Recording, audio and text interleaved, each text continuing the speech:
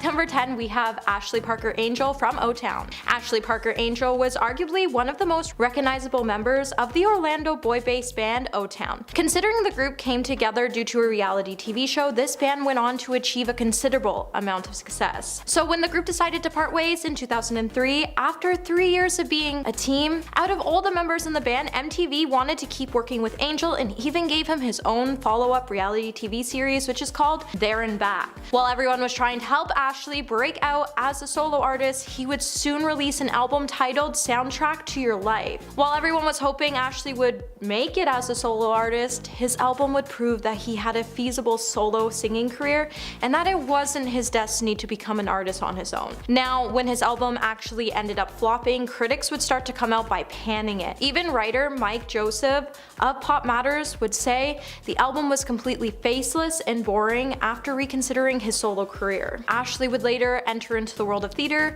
where he would start to make appearances on Broadway. At number 9, AJ from the Backstreet Boys. The Backstreet Boys were a major force in pop music since they started recording together in 1993. Even after their split, their music as a band has still gone down as pop hit favorites that we all can't seem to forget. Once the band started to split up, multiple members would try to branch off as solo artists, and one of those members happened to be AJ. So AJ actually had several debut moments as a solo performer. He first started off with an album back in 2010. When that didn't work, he tried to branch off as a country singer back in 2018. His group collaboration with country group Florida Georgia Line inspired AJ to release a country song called Back Porch Bottle Service. But if you listen to the song, you can definitely agree with the rest of the critics that the song was definitely horrifying. AJ's attempt at country would even cause one country critic to say, "My puppy recently ate 3 socks and regurgitated them out like a machine in succession. The sound of those socks coming back out are how I would describe this song." AJ would even try to defend himself from all the controversy around his move to country, and he would say his goal was to disrupt country, and as a country fan I can definitely say you can never disrupt country, but nice try, AJ. Hey Peaches, are you liking this video so far? If so, don't forget to give it a thumbs up and subscribe to the channel. At number 8, Joey McIntyre from New Kids on the Block. After New Kids on the Block would decide to disband, Joey McIntyre would go on to make it as a solo artist. When Joey released his debut Stay the Same in 1999, this would come a year before Jordan Knight unleashed his failed attempt at a solo career. And just like Jordan, Joey's effort to break out as a solo artist was pretty disastrous, and it would cause reviewers to dismiss him as an artist completely. With the release of one of his projects, Joey would even try to collaborate on a project with Robin Thicke, who was known for his controversial song Blurred Lines. However, even with a collaboration with such a big artist, it wasn't enough to save Joey's career. Even Rolling Stone would later come out with an article about Joey where they would review his work and say that Joey has been coming across as a frustrated actor on his album and that his scripts feel like they were calculated rewrites. It's clear that once you start in a band, your chances of breaking out as a solo artist are slim to none, so take Joey's mistake and maybe find a different career path to switch into so you can avoid some serious ice-burning humiliation. At number 7, JC from NSYNC. NSYNC was so popular that many of us couldn't even imagine the group could ever break up. But then it happened. When Justin Timberlake wanted to take his career to the next step and become a solo artist, the band would break up and they would stop making music together for good. Even though Justin had a rapid emergence as a solo superstar post NSYNC, his fame made it incredibly challenging for the other members of the group to follow in his footsteps. Out of all the members, JC would give it a shot. However, the results of JC's solo endeavor were underwhelming as he didn't perform commercially well, especially compared to his former group and bandmate Justin Timberlake. JC's solo album, Schizophrenic, sold a disappointing 121,000 copies in total, and it received some pretty lukewarm reviews. JC was nothing more than a wannabe Timberlake, so his career just ended up crashing and burning. At number 6, Noah from The Wanted. At one point in our lives, Everyone has had at least one boy band they were obsessed with as teenagers, and for some people that band was The Wanted. After being together for 7 years, the band would decide to split after some ongoing tensions between the members became stronger.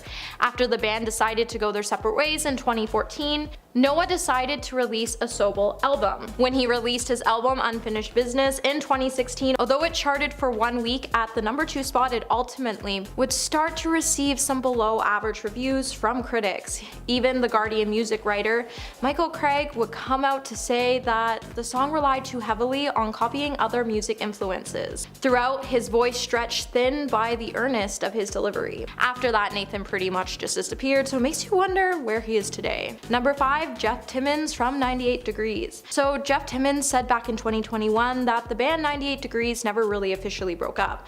At the time, all the members in the band all just had different things going on, and many wanted to go different directions as many of the members actually started their own families. Now it's clear Jeff's name wasn't recognizable on its own, so following the group's disbandment, many of us were really interested to see where Jeff would go on with his solo career. And honestly, it was just as disappointing as we thought it was going to be. When Jeff released Whisper That Way in 2004, the music was supposed to be reminiscent of the early 90s romantic pop genre, but somehow it just ended up more dated than his former band's music. The album would go on to fade from not only mainstream but from our minds as well. Do you think Jeff Timmons going solo was a total disaster? And let me know in the comments below. And number 4, Jordan Knight from New Kid on the Block. After Jordan Knight's brother started to experience increased panic attacks, Jonathan Knight would make the decision to leave the band, and shortly after, the remaining 4 members would make the decision to disband the group completely. Now Jordan, as a member of New Kids on the Block, was arguably responsible for paving the way for the influx of the boys bands dominating charts. From the beginning, Jordan Knight was a sensation among his teen fan base from day one, so we were all really looking forward to see what he was going to bring to the table. However, after the band decided to split, it seems like the admiration that the fans had for him didn't seem to follow him to his solo career. Many have speculated that Jordan's career didn't pop off like it should have because he just chose the wrong time to start as a solo artist. When Jordan tried to launch his solo career in 1999, he had to compete with a heyday of boy band stars. Also, critics didn't really appreciate his self-titled debut. When his album also debuted, Entertainment Weekly would come out to say Jordan's voice on the project was bland and he was just another kid on the block. And number 3, Nick Carter, Backstreet Boys. Just like other members of the Backstreet Boys who tried to venture off into their solo careers, Nick Carter's attempt would fail miserably. When compared to the success of the Backstreet Boys, Nick Carter's solo venture was unfortunate. After Nick decided to split from the group in 2002, he would go on to release Now or Never.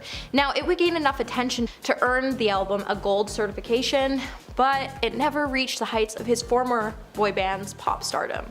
Nick Carter would try to schedule concerts that wouldn't fill, and he kept trying to push his career in the hopes that one day it would take off, but it never did. Critics and fans were receptive of the singer's attempt at a solo career, and even a music editor called Nick a former pin-up boy band member with nowhere to go.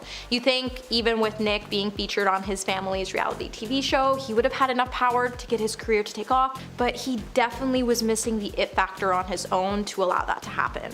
And number 2, Davy Jones from the Monkees.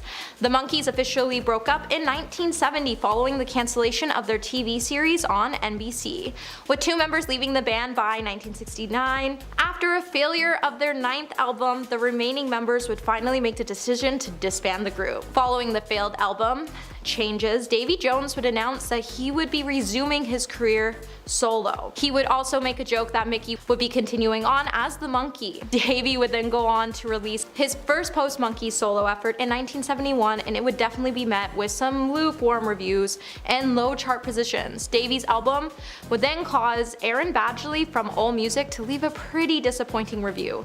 Aaron would go on to note that Davy sounded statistically similar to the Monkees, which would make sense if Davy was trying to market his solo music to the same audience. However, his attempt of going solo ultimately failed, while Davy would pass away in 2012. In 2016, the remaining Monkees would release a reunion album titled Good Times, and it was a pretty good album, but we were all wishing Davy's voice could be heard on it. And number 1, Joe Jonas from the Jonas Brothers. Now, it's hard working with siblings, and if you don't believe that statement, just take a look at the Jonas Brothers. Following a huge rift between the brothers, Joe Jonas would find himself seeing a therapist, and he would know he was no longer on speaking terms with his brothers during an interview with Reddit AM. He would go on to note that back in 2016, when the brothers decided to split, they were focusing on another tour and that they had plans to hit the road and do what they had been doing for a while. When Nick brought up to the table that he wanted to focus on different things like acting and doing music on his own, the brothers would officially call it quits. Now, Nick had a pretty impressive career as a solo artist. However, following the dissolution of Jonas Brothers, Joe would even try to follow in his brother's footsteps in a solo career. However, Joe's first album, Fast Life, commercially failed as it only sold 18,000 units its first week. Critics would then come out to note that after Joe's album Fast Life came out, the hype of the Jonas Brothers would soon decline. The singer would then go on to find himself in a relative success as a member in a different pop band and has released a couple of hit songs since. However, the most iconic songs definitely came from his days in his brother's boy band. At number 10, John Lennon. The Beatles were a huge hit at the height of their fame, but members of the band also faced scandal and backlash, as every celebrity does. John Lennon had his share of controversies, but one that did quite a lot of damage to the band's career for a little while was when he said that the Beatles were more popular than Jesus. In 1966, John Lennon did an interview where he was asked all sorts of questions, like how he lives and his interests and so on, but his comments on Christianity is where things got heated. In the profile, he said, quote, "Christianity will go, it will vanish and shrink. I needn't to argue about that. I'm right and will be proved right. We're more popular than Jesus now. I don't know which will go first, rock and roll or Christianity. Jesus was alright, but his disciples were thick and ordinary. It's them twisting it that ruins it for me." End quote. Now, when this profile was first released in the UK, no one really thought anything of his comments about Christianity, but when the article was republished worldwide a few months later, things got messy when it hit the US. A radio station in Alabama got a hold of John's comments and proposed a ban on the Beatles, refusing to pay their music and smashed their records. This anti-Beatles mindset began to spread further, angering more people, until eventually Lennon apologized and things died down, making for a chaotic few months. Now, before I carry on with the list, I would like to ask you guys to consider leaving a big old thumbs up on this video if you're enjoying it so far, because it really does help the channel out. At number 9, Vincent Gallo. You always have to be mindful of the things that you say. Your words have a lot of impact and can either make someone's day or ruin it. You must be especially careful with your words when you're trying to get ahead in your career, because one wrong move can set you back significantly or even ruin your career altogether. This is what happened with actor Vincent Gallo, as after one too many failed interviews, his career went down the tubes. Vincent was known to be a little outspoken at times, and he had a history of speaking without a filter, but in 2000, during an interview with a New York Post Page 6 columnist, Vincent said some things about a former co-star that landed him in some hot water and effectively ended his career. During the interview, the columnist asked Vincent about Christina Ricci, who starred alongside Vincent in the 1998 film Buffalo 66, and when the actor spoke about his co-star, he didn't have the nicest things to say. He told the interviewer, quote, "It was okay when she wasn't drunk on the set. I think she's an alcoholic. It was either that or she was on cough syrup the whole time. I don't like her. She's an ungrateful C-word, but it was okay. She's basically a puppet. I told her what to do and she did it." End quote. After this interview, he faced some minor backlash for making such mean comments, and his film career just wasn't the same after that. At number 8, Tom Cruise.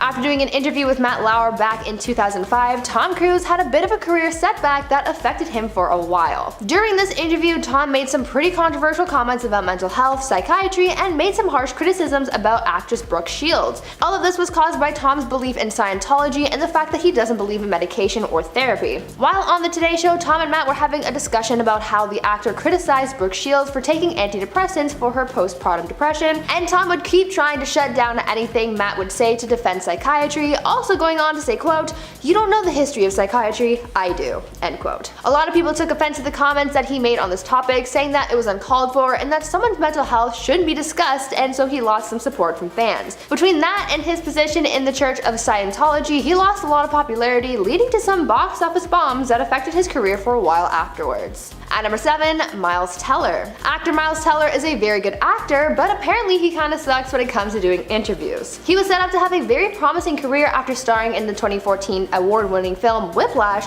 but after a series of underwhelming interviews, his career started to decline. The first of his interview bombs came in 2014 when he spoke badly of his fellow actors, where he said, quote, "I feel like a lot of actors of my generation are not proper actors. I want to break out of that whole group of actors in their early 20s and really start to put stuff down that lets you know I take this seriously," unquote. Also in that same interview, he spoke harshly of actor John Cusack, where he said, quote, "I guess we look alike. We did some similar movies. He was a leading man that wasn't traditionally good looking, who was offbeat and quirky but confident. I get it, but I don't want his career," end quote. The more bad interviews he gave, the more people started to see Miles as arrogant, cocky, and rude, which certainly did not help his career. At number 6, John Mayer. I feel like we really don't hear much about John Mayer these days, and that could very well be due to a 2010 interview that tanked his career and made him receive a lot of hate. During an interview with Playboy magazine, John made a lot of rude, crude, and racist comments that ruined his public image. At one point during the interview, John dissed his ex-girlfriend Jennifer Aniston and also spoke in too much detail about his other ex-girlfriend Jessica Simpson, and honestly, I would rather not repeat what he said because it was really gross. On top of that, John also proceeded to say the N-word several times throughout the interview, as though it was the cherry on top of this whole mess. After facing a lot of backlash for what was said during the interview, he tweeted an apology, but his career just wasn't really the same. At number 5, Alex Pettyfer. Actor Alex Pettyfer was riding a pretty good wave of success after starring in I Am Number 4 and Magic Mike, but behind the scenes he was ruffling feathers in Hollywood after he was described as, quote, "surly, arrogant, and disrespectful" by The Hollywood Reporter. This entertainment news source exposed what Alex was really like after someone who worked with him on set came forward to share their horror stories with the actor. At one point, Alex's career took a pretty big hit, but things became worse after Alex did an interview with V-Man magazine that really set his career back. During this interview, he called out the entirety of Hollywood where he said, quote,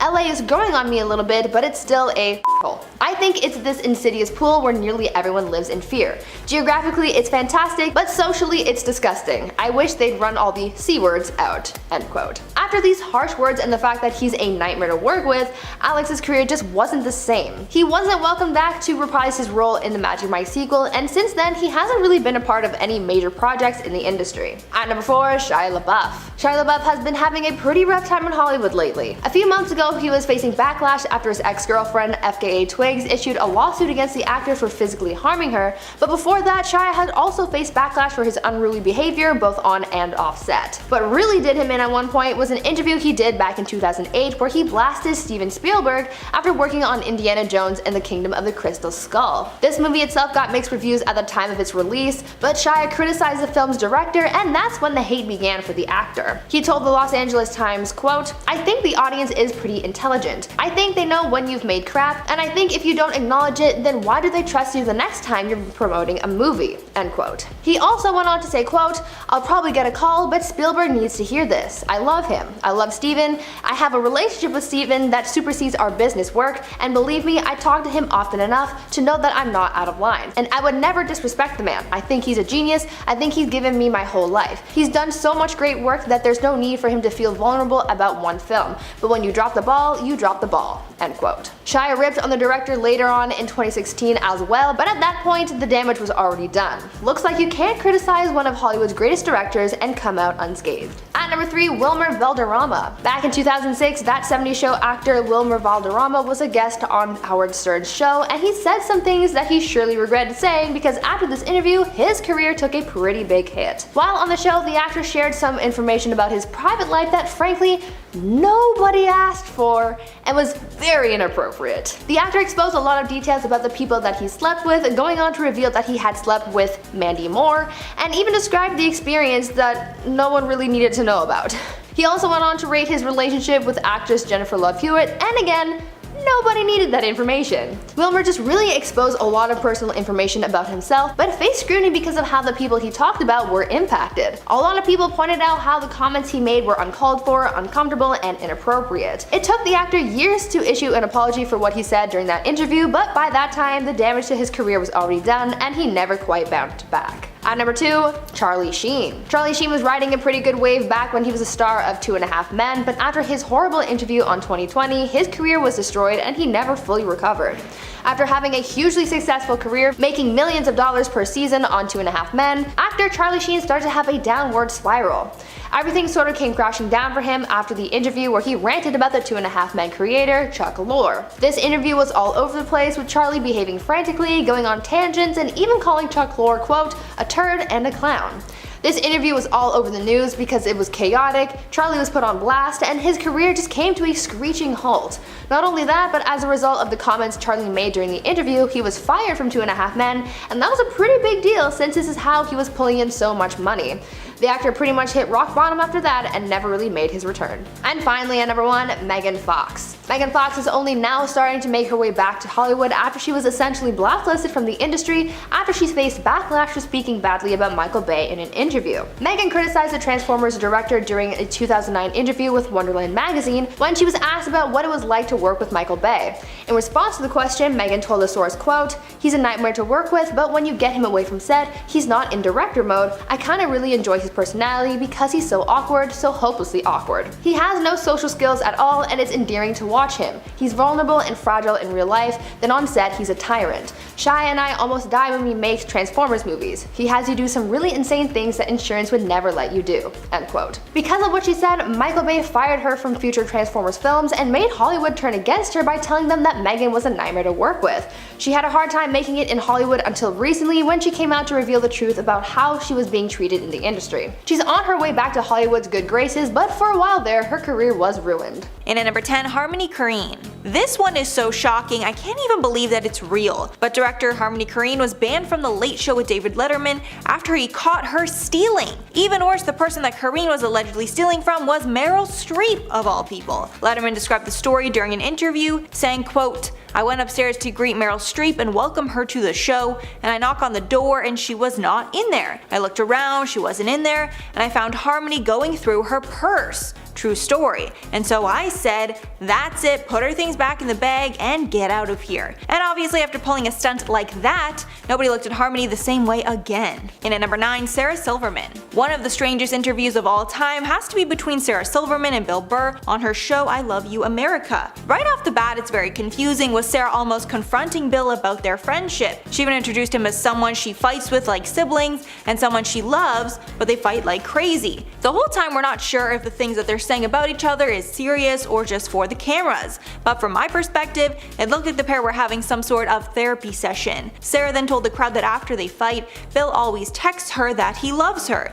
He claims that he doesn't remember this and say they fight a lot because Sarah tries to change his jokes in a way that most likely offends him. And at number 8, Jay Leno.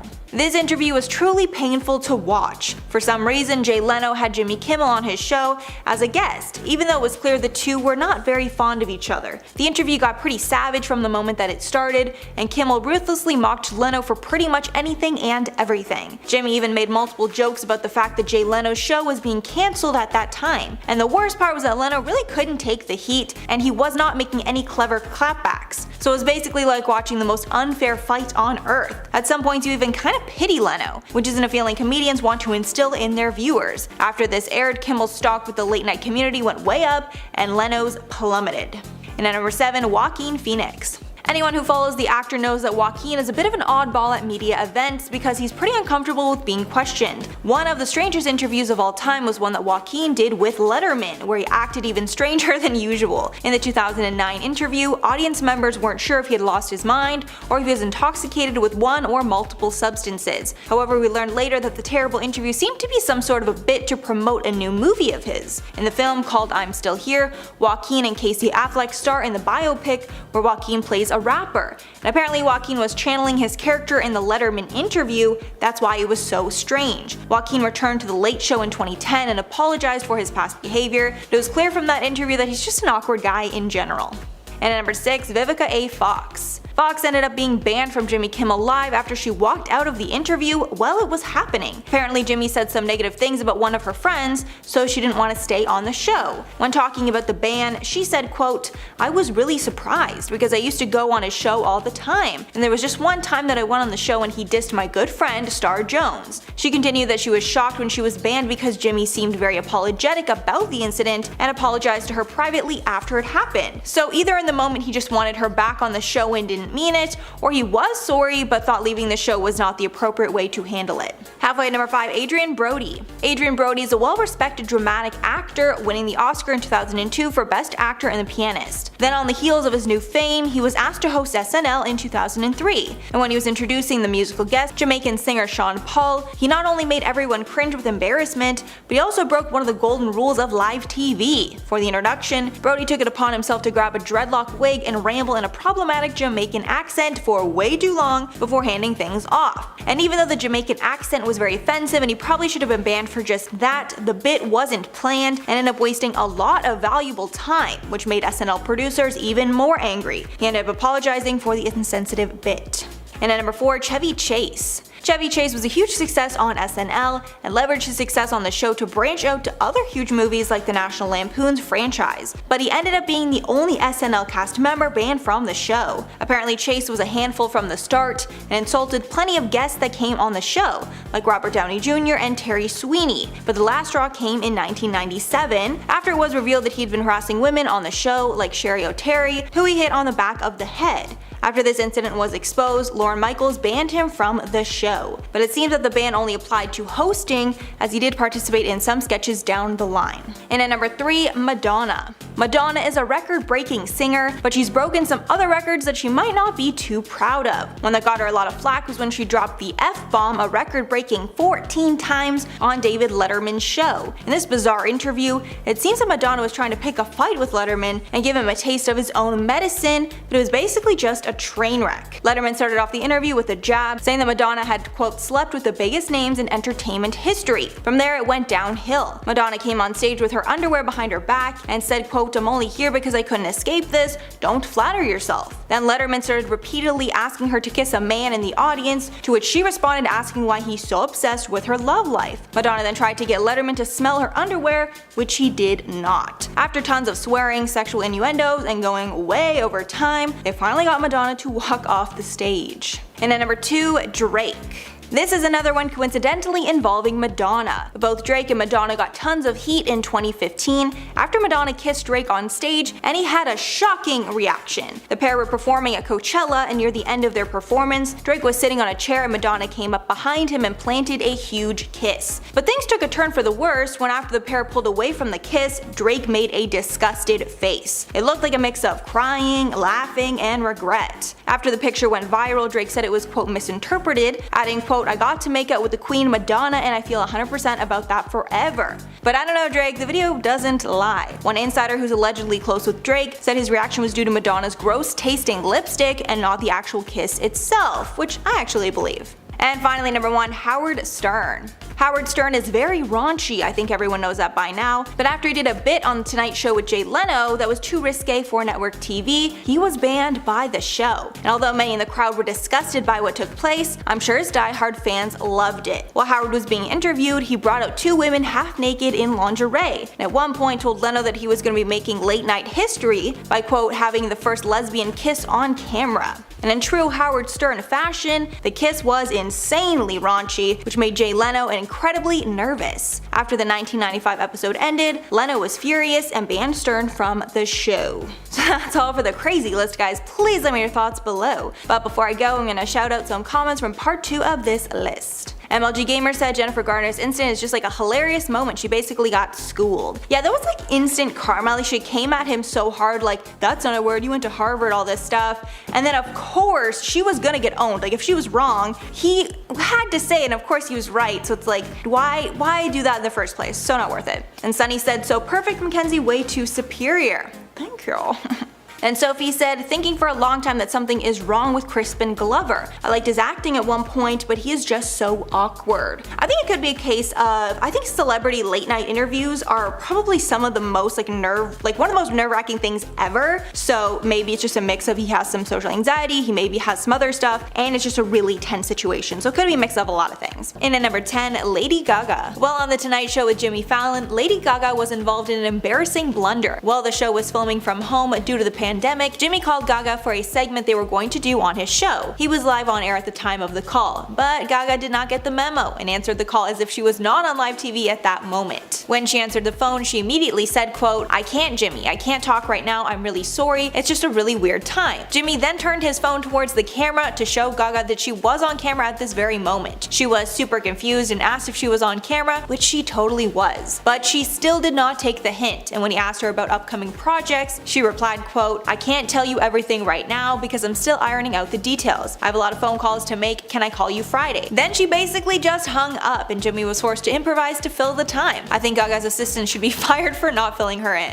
And at number 9, Kris Jenner. Kris Jenner has been on television for over a decade since the start of Keeping Up with the Kardashians. Because of the family's success on their show, the sisters got spin-off shows like Kourtney and Khloe Take Miami and Life of Kylie. But Kris's TV venture sadly did not work out. Back in 2013, Kris revealed her newest venture was a daytime talk show that she would be hosting. It felt like it would be a smash hit, but sadly it was not, and the show was scrapped after 6 episodes. The initial 6 shows were meant to be a test run to see if it would become a real deal show or not. Sadly, after the 6 episodes, it was not renewed. According to The Hollywood Reporter, a Fox exec said that, quote, "Kris Jenner was uninteresting." They said, quote, "When the camera was on, she looked not just like a deer in the headlights, but like a deer that already got hit." That's definitely not what you want to hear when you're hosting a talk show. The show was a dream come true for Kris, but sadly she had to face failure when it was not successful. And at number 8, Amber Rose. Watch What Happens Live host Andy Cohen hosts one of the juiciest shows on TV right now, where guests will get drunk and talk about gossip on live TV. While doing an interview about his show, he was asked who the worst guest he ever had on. Andy replied that it was Amber Rose. Apparently she refused to answer questions that might make her look bad, so the whole thing was super awkward because Andy had to improvise on the spot. Again, this is live TV, so it's not fun when things go off course. Andy told E! News, quote, "She didn't want to answer any of my shady questions. She turned to me, she goes, quote, 'Am I a horrible guest?' I go, 'You are in the running for one of the worst guests we've ever had.'" And at number 7, Olivia Jade. Olivia Jade became a household name after her famous parents were convicted of bribing her and her sister's way into prestigious university, USC. Olivia had become an influencer in her own right and documented her life on YouTube and Instagram. Through her work as an influencer, she even got collaborations with brands like Sephora, but that all came crashing down when it was exposed that she was a fraud and faked her way into college, pretending to be a rower. After taking months offline, she started her apology tour on the show Red Table Talk. This is a show hosted by the Smith family members, Jada Pinkett Smith and Willow Smith. After the interview, many felt that they couldn't accept Olivia's apology. Olivia said she didn't think anything was wrong when her parents were telling her to lie her way in because everyone in her circle was doing similar things to secure a spot. Olivia said at the time she did not realize her privilege. One of the hosts of the show, Adrienne Banfield Norris, called the interview frustrating. She said, quote, "I just found it really ironic that she chose 3 black women to reach out to for her redemption story. I feel like here we are, a white woman coming to a black woman for support, but we don't get the same from them." Also adding that as a 21-year-old woman, Olivia should have known what her parents did was wrong. And at number 6, Rick Ross. Late night host James Corden revealed who his least favorite guest was, and he exposed it was the rapper Rick Ross. While James was filming his segment Spill Your Guts or Fill Your Guts, he was asked the question. James was debating whether to answer or not, but then he blurted out Rick Ross. Apparently while Rick was on the show, he refused to do tons of the segments that he previously agreed to, which left James and his team scrambling for replacements. James said, quote, "We sent the stuff to Rick's people, and Rick had seen it, loved it, and was so excited to do it. Rick Ross came and sat here, and we did the whole thing about binging Netflix with rapping." And Rick goes, quote, "Cool, I'm just gonna go to the restroom." Then about 20 minutes later, we just stood there and he hadn't come back. Then his management person came back and went, "Yeah, Rick's not gonna do that." James obviously didn't appreciate that he was blindsided, and he was not asked back. Halfway number 5, Jeanine Pirro. Jeanine Pirro is best known as Fox TV personality Judge Jeanine, but she got in a bit of hot water after former host of The View, Meghan McCain, revealed the worst guest she ever had on the show was Jeanine. Apparently during the interview she shouted profanities, questioned Whoopi Goldberg's contributions to black women, and even threw her microphone at Meghan. She accused the host of having Trump derangement syndrome, then Whoopi kicked her out of the building. To make matters worse, Jeanine Pirro then went on Sean Hannity's show later that night and made it seem like she was the victim. It was attacked by the ladies at The View. This made the ladies even more angry, and she was obviously not allowed back to the show. And at number 4, Aziz Ansari. Aziz Ansari and Stephen Colbert Colbert had a slightly awkward interaction while Aziz was on his Late Show in 2015. After Aziz released his series on Netflix called Master of None, Colbert had Aziz on the show to promote it. At one point, Stephen brought up that both men were from North Carolina, and it was a strange coincidence. Since Aziz is a champion of diversity in Hollywood, he decided to use this opportunity to make a point about diversity. Aziz replied, quote, "Stephen's the first late night host from South Carolina